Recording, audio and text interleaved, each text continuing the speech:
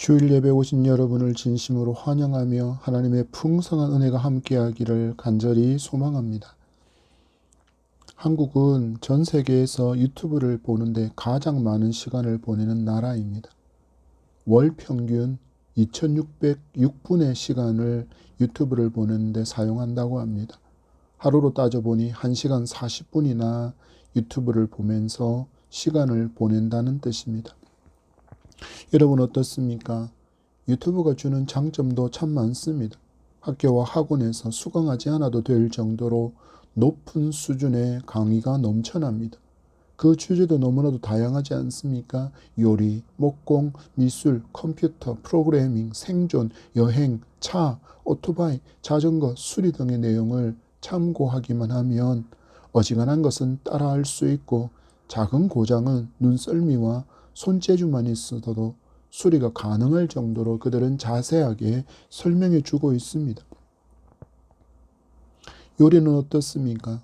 요리도 글이 아니라 영상으로 차근차근 설명하면서 진행을 하니 낯선 나라의 요리를 할지라도 뚝딱뚝딱 맛깔나게 따라서 요리할 수도 있습니다. 이렇게 좋은 순기능이 있지만 세상살이가 그렇듯이 이 유튜브에는 역기능도 참 많이 있습니다. 전혀 검증되지 않은 내용을 마치 진실인 것처럼 호도하는 내용을 다루는 유튜버가 너무나도 많아서 조심하지 않으면 현혹되기가 일쑤입니다. 너무나도 사람들의 마음을 갈라치게 하고 민심을 갈라치게 하는 사상과 이념적인 내용이 너무나도 많다라는 것입니다.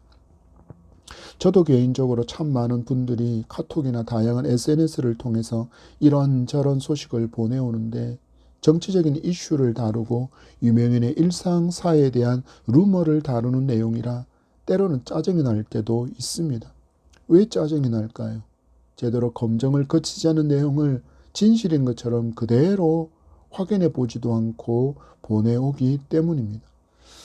말씀을 준비하면서 어느새 이 유튜브가 성경에서 말하는 일만 스승의 역할을 하고 있구나 하는 그런 아쉬움과 탄식이 터져 나왔습니다. 여러분 유튜브를 보십시오. 믿음에 대해서 강의하는 내용도 얼마나 많습니까?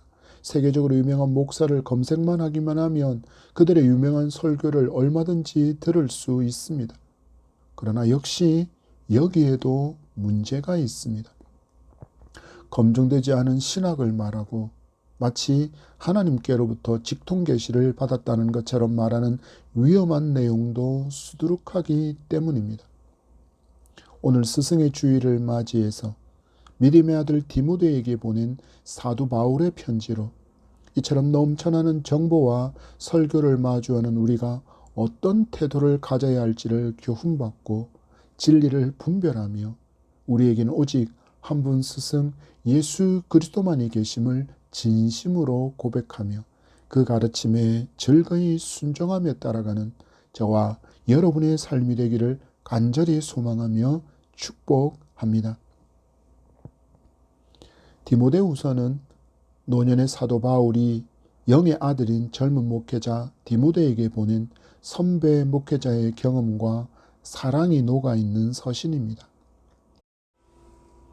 그리고 이 성경은 사도 바울이 두 번째 로마 감옥에 갇혀 있는 동안인 AD 66년과 67년경에 기록했으며 자신이 개척한 여러 교회들은 관심이 나타나 있고 특히 믿음의 아들 된 디모데에 대한 그 사랑을 기록하고 있습니다.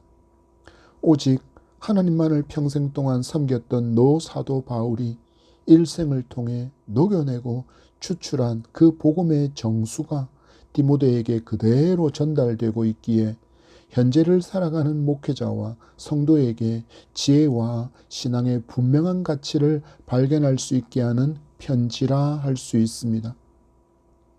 사도 바울이 루스드라에서 전한 복음을 듣고 회심한 사람이 디모데였기에 바울은 그를 영의 아들로 부르고 있습니다. 먼저 복음을 듣고 예수 그리스도를 전심으로 따르고 있던 외할머니 로이스와 어머니 유니게의 믿음과 신앙 교육을 통해서 신앙의 도전을 받고 있다가 바울이 전한 복음으로 그가 회심을 경험했습니다. 바울이 2차 선교 여행을 나섰을 때는 함께 동행하기도 했던 사람이 바로 디모데입니다. 선배 목회자로서 목회자의 길로 들어선 디모데를 향한 관심을 이 디모데의 서신을 통해서 디모데를 참으로 잘 알고 있다라는 것을 우리는 발견할 수 있습니다. 디모데는 성격상 매우 젊고 수줍음이 많은 사람이었습니다. 또한 우유부단한 사람이었기에 대적들과 대적의 가르침에 위축되지 말라고 경고하기도 합니다. 그의 건강에 대해서도 잘 알고 있습니다. 그가 건강이 좋지 않음을 알았기에 디모데전서 5장 23절에는 내 위장과 자주 나는 병을 위하여 포도주를 조금씩 쓸 것을 권면하고도 있습니다. 이런 디모데에게 자신이 하나님께로 돌아갈 때가 임박했음을 알게 된 바울이 뜨거운 사랑을 담아서 보낸 편지의 끝자락이 오늘 우리에게 주신 본문입니다. 너무나도 많은 스승이 있어서 다음 세대에서부터 노년층에 이르기까지 예수를 거부하는 이 시대에 오늘 주신 말씀은 불신의 시대를 마주하고 있는 우리에게 커다란 도전과 함께 거룩한 사명을 일깨워주고 있습니다. 바울이 이 시대에 먼저 복음을 듣고 세상을 살아가고 있는 우리에게 엄히 명한 진리를 발견할 수 있기를 소망합니다. 그리고 발견한 진리에 따라서 즐거이 순종함으로 영적으로 죽어있는 저들을 바른 진리로 인도하여 거짓된 스승이 아니라 거짓된 일만 스승이 아니라 좋은 스승이신 예수 그리스도를 만나게 하는 징검다리의 사명을 감당하는 저와 여러분이기를 간절히 소망하며 하나님 말씀 함께 받기를 소망합니다. 먼저 바울이 엄히 명한 진리 그 첫 번째는 말씀을 전파하는 것이 죽은 자를 살려내는 길이라는 진리입니다. 한국은 대통령이 탄핵이 된 후 새로운 대통령을 선출하기 위한 대통령 선거가 한창입니다. 그들이 외치는 말을 들어보면 모두가 자기가 대통령이 되면 더 나은 대한민국을 건설할 수 있다고 말합니다. 말씀을 듣고 계신 여러분, 지금까지 선거를 통해서 몇 명의 대통령을 뽑으신 경험이 있습니까? 한국은 대한민국이 선포된 이후 20명의 대통령이 재임했고 이제는 21번째 대통령이 선출될 것입니다. 혹시 여러분들이 선출했던 그 대통령들 중에 더 나은 대한민국을 제대로 건설한 대통령이라고 손꼽을 만한 인물이 누구입니까? 그들 모두 자기 나름대로는 대한민국의 발전에 이바지했다고 말할 수 있겠지만 성도는 분명히 알아야 합니다. 이 모든 권력을 세우신 분은 오직 하나님이라는 진리입니다. 여러분, 우리가 어떻게 이 진리를 알 수 있게 되었습니까? 하나님께서 우리에게 주신 성경을 통해서 알게 된 진리입니다. 로마서 13장 1절 말씀입니다. 각 사람은 위에 있는 권세들에게 복종하라. 권세는 하나님으로부터 나지 않음이 없나니 모든 권세는 다 하나님께서 정하신 바라. 아멘. 많은 사람이 여전히 기대합니다. 이런 대통령이라면 보다 나은 대한민국을 건설할 수 있을 것이다. 그러나 성경은 분명히 말씀하기를 그 권세를 세우시는 분이 하나님이심을 알려주고 있습니다. 여러분, 이스라엘의 역사를 보십시오. 이스라엘이 가나안 정착 후에 사사기 시대를 거치면서 어떤 상황이 펼쳐집니까? 그들은 점점 하나님에게서 떠나갑니다. 그리고는 가나안과 이방인 나라가 가지고 있던 인간 왕을 요구합니다. 참왕이신 하나님을 버리고 인간 왕을 세우면 이전보다 나은 세상, 강력한 군사력으로 자기들에게 안녕과 번영을 줄 것이라고 착각한 것이 하나님께 인간 왕을 요구한 것입니다. 그런데 어떻습니까? 하나님은 그들에게 왕을 허락해 주십니다. 그리고 왕이 세워짐으로 말미암아 그들이 마주하게 될 어려움도 분명히 알려주셨습니다. 그러나 그들은 반응합니다. 괜찮습니다. 그 어려움, 그 힘겨움, 우리가 왕이 세워짐으로 말미암아 얻게 될, 마주하게 될 그 어려움과 힘겨움, 우리가 다 고스란히 감당할 테니 왕을 세워달라고 사무엘에게 간청했고, 사무엘에게 하나님께서 사울에게 기름을 부어 왕으로 삼으라 말씀하심으로 인간 왕 사울이 세워지게 됩니다. 이 일을 시작하러 이스라엘은 인간 왕을 섬기는 나라가 되었습니다. 그랬더니 정말 그들이 기대했던 것처럼 하나님께서 통치하시던 때보다 더 번영과 안녕이 가득한 나라가 되었습니까? 아니요. 성경은 분명히 이것을 우리에게 보여줍니다. 전혀 그들의 기대처럼 그런 일은 일어나지 않았습니다. 하나님이 아닌 인간 왕과 그가 가진 군사력을 의지하니 번영이 아니라 더 큰 어려움과 시련, 위기, 그리고 결국 그들은 패망을 마주하게 되었습니다. 이 땅을 살아가는 많은 사람이 지금 왕을 요구했던 이스라엘 백성과 같은 모습을 보여주고 있습니다. 대통령이 잘 선출되면 하나님이 없어도 번영과 안녕을 줄 수 있을 것이라고 심각하게 착각하며 살아가고 있는 것입니다. 여러분 어찌해야 합니까? 바울이 엄히 명령한 진리를 우리는 주목하고 그들에게 전해야 합니다. 1절의 말씀을 봤습니다. 시작. 하나님 앞과 살아있는 자와 죽은 자를 심판하실 그리스도 예수 앞에서 그가 나타나실 것과 그의 나라를 두고 엄히 명하노니 아멘. 우리가 무엇을 전해야 합니까? 살아있는 자와 죽은 자를 심판하실 모든 권세가 오직 예수께 있음을 전해야 합니다. 여러분 이 시대를 보십시오. 대한민국 인구의 5분의 1이 예수를 믿고 따랐던 때가 있었습니다. 그런데 지금은 어떻습니까? 예수를 믿는 성도의 숫자는 급격히 줄어들었고 다음 세대가 교회를 떠나고 청장년층도 교회를 떠나서 많은 교회의 예배 영상을 보면 지긋한 어른들만이 자리를 채우고 있음을 보게 됩니다. 진리를 모르는 사람이 더 많아지니 창조주 하나님을 불신하고 있습니다. 그러니 당연하게 하나님의 말씀을 따르지도 않습니다. 하나님께서 세우신 창조 질서를 따르지도 않습니다. 여러분, 이런 나라에 어떤 역사가 일어났는지 성경은 너무나도 명확하게 알려주고 있지 않습니까?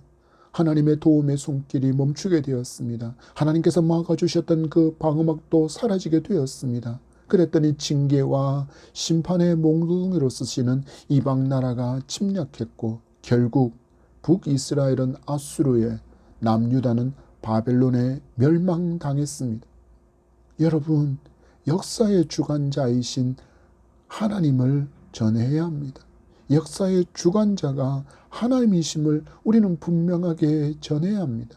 그래서 그들도 예수 그리스도를 구주로 믿을 수 있도록 구원의 복음을 때를 얻든지 못 얻든지 전하고 외쳐야 합니다. 그래야만 영적으로 죽어있는 사람들이 살 수 있기 때문입니다.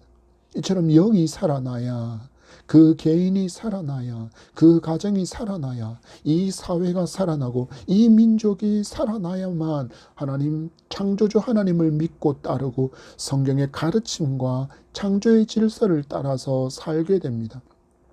지금은 어떻습니까? 그 반대의 모습이 있으니 모든 것이 무너져 있는 것입니다. 여러분 보십시오. 영적인 음란으로 인해서 우상 숭배가 넘쳐납니다. 이단과 사이비도 덕실합니다. 성적인 타락은 입에 담기도 싫을 만큼 일어나고 있고 하나님의 창조 질서를 거부하는 동성애와 트랜스젠더가 공공연하게 방송에 등장합니다. 마약 중독, 폭력 중독, 무질서와 불법은 점점 당연한 것처럼 행해지고 있습니다.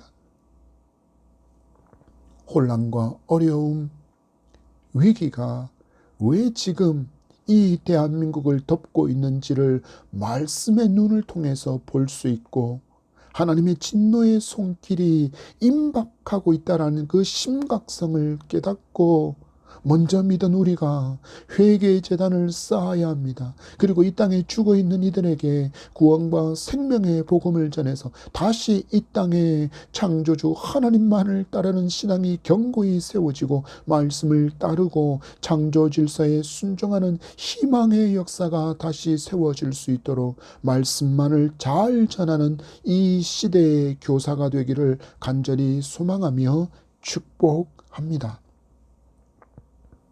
두 번째, 사도 바울이 엄히 명한 진리는 이 시대에 가짜 스승을 많이 두게 된다는 진리입니다. 3절의 말씀을 봤습니다. 4절까지입니다. 시작. 때가 이르르니 사람이 바른 교훈을 받지 아니하며 귀가 가려워서 자기의 사욕을 따를 스승을 많이 두고 또 그 귀를 진리에서 돌이켜 허탄한 이야기를 따르리라. 아멘. 바울은 말씀을 전하는 일에 있어서 때를 얻든지 못 얻든지 어느 때라도 전할 것을 명령하고 있는데 그 이유를 알려주고 있습니다. 우리 성경의 해석에서는 빠진 단어가 3절에 등장하는데 헬라어 가르입니다. 그 뜻은 왜냐 하면이라는 뜻으로 이런 이유 때문에 말씀을 전해야 한다라는 것입니다. 이어서 말합니다. 때가 이르르니, 때가 이를 것인데 이 때가 이르면 바른 교훈을 받지 않는다라는 것입니다. 그래서 전해야 한다라는 것입니다. 여기서 받지 않는다라는 말은 헬라어 에낙손타이라는 단어를 사용하는데 바른 진리를 참지 못하고 견디지 못한다라는 것입니다. 이 말씀을 잘 보십시오. 바른 교훈을 듣고 있으려니까 귀가 가려워서 좀처럼 견디지 못한다라는 것입니다. 이 시대가 그렇지 않습니까? 바울의 시대에도 그랬다 그러면 이 시대는 더욱더 이런 모습이 있습니다. 바른 진리를 말합니다. 창조주 하나님을 말합니다. 창조주 하나님의 창조의 질서를 말합니다. 구원의 복음을 외치고 증거합니다. 그랬더니 많은 사람이 귀가 가려워서 듣기 싫어 하며 좀처럼 그것을 듣는 것을 견디지 못한다라는 것입니다. 왜일까요? 그들이 듣기 싫은 것을 말하고 그들이 따르기 싫은 것을 진리가 요구하기 때문입니다. 자기들이 하고 싶은 것을 못하게 막으니까 그런 하나님이 싫다는 것입니다. 교회 갔더니 하라는 것이 뭐가 그렇게 많고 또 하지 말라는 것은 왜 그렇게 많은지 그런 거 다 지키고 살면 세상 무슨 재미가 있겠냐, 숨막혀서 죽겠다라고 말합니다. 그리고는 그들이 어떤 선택을 합니까? 자기 귀의 가려움을 긁어주고 자기가 하고 싶은 대로 하라고 자기 사욕을 인정해주는 그런 스승을 두고 허탄한 이야기만을 따르는 삶을 선택해버린다고 말합니다. 여기서 바울이 말하는 허탄한 이야기는 바울이 디모데전서 4장 7절에서 언급했던 망령되고 허탄한 신화를 말합니다. 당시의 배경으로 보면 할머니가 어린 손자를 무릎에 앉혀놓고 옛날 옛적에 호랑이가 담배를 피던 시절에라고 들려주던 그 허무맹랑한 꾸며낸 이야기를 의미합니다. 혹시 여러분 요즘 아이들이 보고 있는 만화와 웹툰과 애니메이션을 보신 적이 있습니까? 현실의 바탕을 둔 이야기가 아니라 많은 경우가 전생, 슈퍼 영웅, 귀신, 마귀를 주제로 하고 있습니다. 드라마도 보십시오. 지옥에서 온 판사, 악마가 선한 것을 판결합니다. 악마를 정의와 공의를 행하는 존재처럼 포장합니다. 귀신도 친근한 존재처럼 포장해서 등장시키고 있습니다. 한동안 잘 보이지 않았던 무당의 구판도 심심치 않게 볼 수 있습니다. 타로점과 무당이 새해 운세를 보는 장면은 새해를 시작할 때면 당연한 듯이 방송에 등장하고 좋은 점괘와 운수를 말하는 것을 듣고는 좋아하는 크리스찬 연예인도 여과 없이 방송됩니다. 여러분, 이런 시대입니다. 이런 시대에 진리를 말하는 것이 어찌 쉽겠습니까? 그럼에도 그럼에도 성도는 외쳐야 합니다. 살 길이 이것밖에 없기 때문입니다. 가짜 스승은 진리로 인도할 수도 없습니다. 결국 멸망으로 이끌어가기 때문입니다. 이전보다 더 치열하게 피 흘리기까지 죄에 대항하여 싸워야 할 사명의 시대가 바로 지금이라고 할 수 있습니다. 여러분, 바울이 디모데에게 이 디모데서를 쓴 때가 지금으로부터 몇 년 전일까요? 2000년 전입니다. 그런데 하나님은 이 긴 시간을 관통해서 우리가 마주하게 될 지금도 이 말씀이 필요함을 아셨기에 바울을 감동케 하시고 이 진리를 기록하게 하셨다는 것을 기억하셔야 합니다. 지금을 살아가는 저와 여러분과 전혀 상관없는 말씀이 아니라 지금 우리에게 주시는 말씀임을 믿고 굳게 붙들기를 소망합니다. 하나님의 말씀을 죽은 자의 글로 생각하면 안 되는 이유가 바로 여기에 있습니다.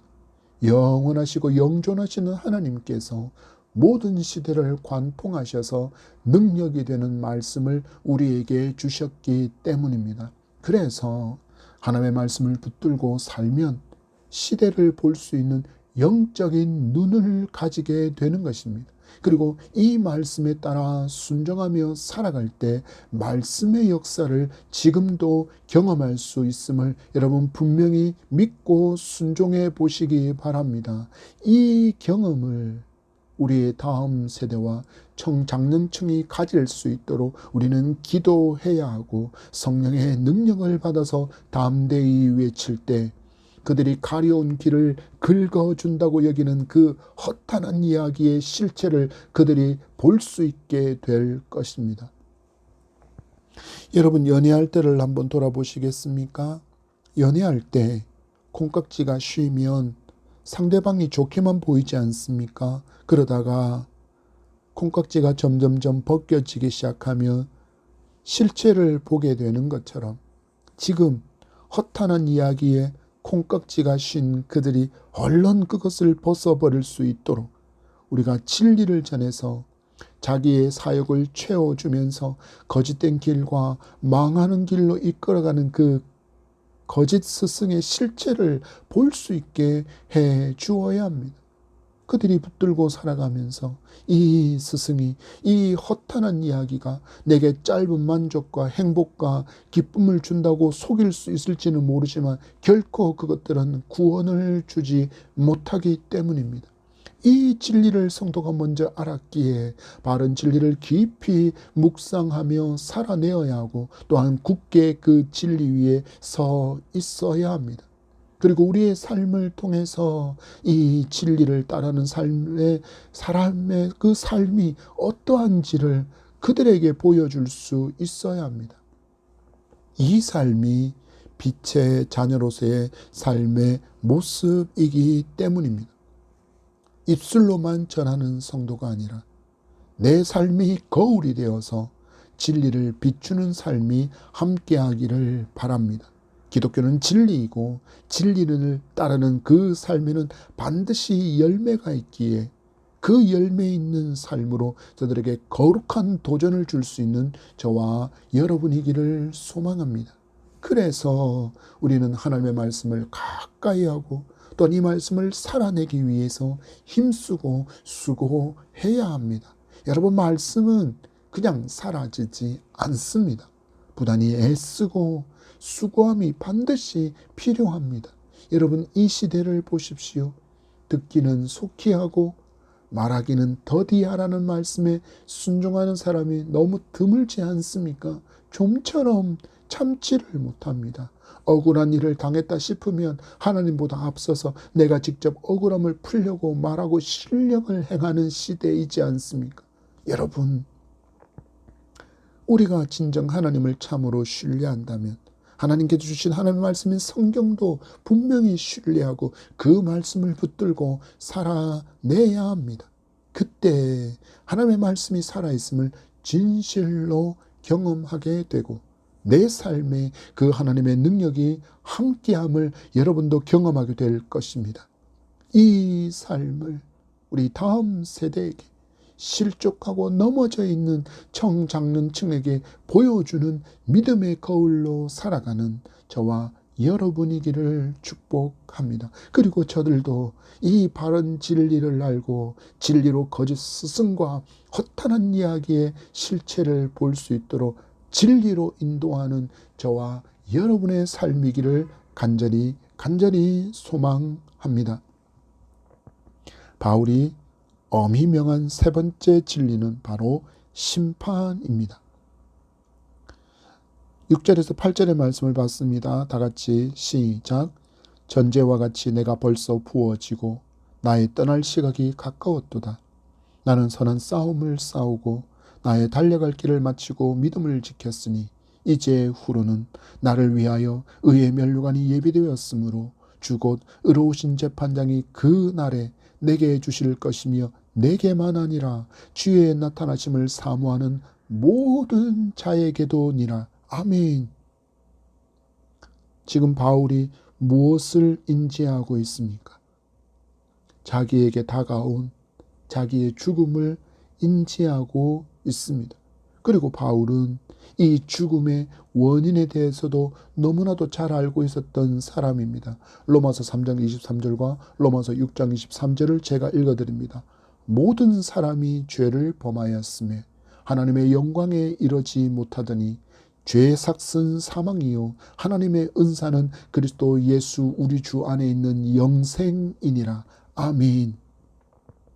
모든 사람이 죄를 범했기에 이 죄로 말미암아서 사람은 반드시 죽게 된다는 것을 사도 바울은 너무나도 잘 알고 있었습니다. 여러분, 이 모든 사람 속에 누구도 속합니까?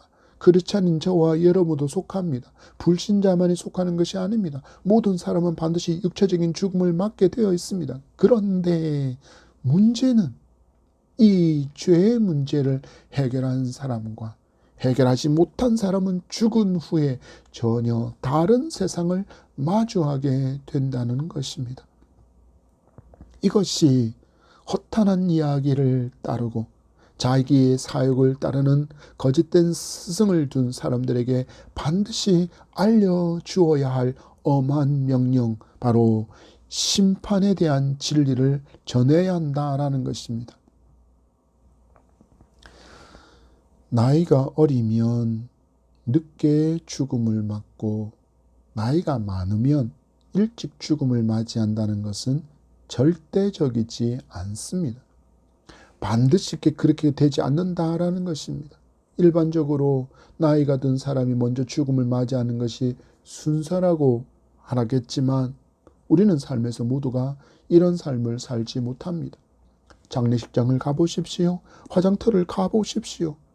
그곳에 있는 영정을 보십시오. 너무나도 어린아이, 갓난아이의 죽음이 그곳에 있습니다. 너무 젊은 청춘의 죽음이 그곳에 있습니다. 이런 일이 왜 일어납니까? 바로 죄로 말미암아 일어납니다. 또한 우리 생명의 주권이 우리에게 있지 않기 때문에 일어나는 것입니다. 생명의 주권은 오직 누구께 있습니까? 오직 하나님께 있습니다. 누구도 예외 없이 하나님께서 때가 되어서 부르시면 모든 것을 이 땅에 고스란히 내려놓고 그 부르심에 순종할 수밖에 없습니다. 문제는 이 때가 언제인지를 아무도 모른다는 것입니다. 그러나 성도에겐 소망이 있습니다. 성도는 이때가 언제인지 전혀 문제가 되지 않습니다. 왜입니까? 믿음으로 말미암아 구원을 선물로 받았고 이 땅에서의 호흡이 멈춘 후 육신이 눈을 감고 영원한 천국에서 눈을 뜨게 될 것을 믿기 때문입니다. 바울은 이 장면을 너무나도 아름답게 그려내고 있습니다. 그가 말합니다. 나는 선한 싸움을 싸우고 나의 달려갈 길을 마치고 믿음을 지켰으니 이제 후로는 나를 위하여 의의 면류관이 예비되었으므로 주 곧 의로우신 재판장이 그 날에 내게 주실 것이며. 바울은 인생의 여정을 선한 싸움을 싸우는 여정이고 하나님께서 맡기신 길을 달려가는 여정이라고 말합니다. 이 길을 믿음으로 갔다라고 노래한 후 의의 면류관이 예비되어 있는데 그 의의 면류관을 바울에게 씌워주시려고 준비하고 계신 분이 누구라고 말씀합니까? 바로 의로우신 재판장이신 예수 그리스도라고 노래하고 있습니다. 여러분, 누가 이 장면을 경험할 수 있습니까? 누가 이 장면을 현실로 경험할 수 있습니까? 심판의 진리를 믿는 성도에게 예수 그리스도만이 나의 구원자이심을 믿는 자만이 경험할 수 있는 것입니다. 그러면 이 땅에서 사욕을 따르는 스승을 둔 사람, 허탄한 이야기를 따랐던 사람들은 어떻게 될까요? 의로우신 재판장이신 예수께서 이 땅에 계실 때 사람들에게 분명하게 말씀하셨습니다. 요한복음 5장 29절 말씀입니다. 선한 일을 행한 자는 생명의 부활로, 악한 일을 행한 자는 심판의 부활로 나오리라. 아멘. 악한 일이 무엇입니까? 예수 그리스도를 자기의 구원자로 살아계신 하나님의 아들로 믿지 않는 일이 바로 악한 일입니다. 그로 말미암아 재판장이신 예수께서 이 사람에게 악한 일을 행한 자라고 판결하시고 심판의 부활로 이끌어 가십니다.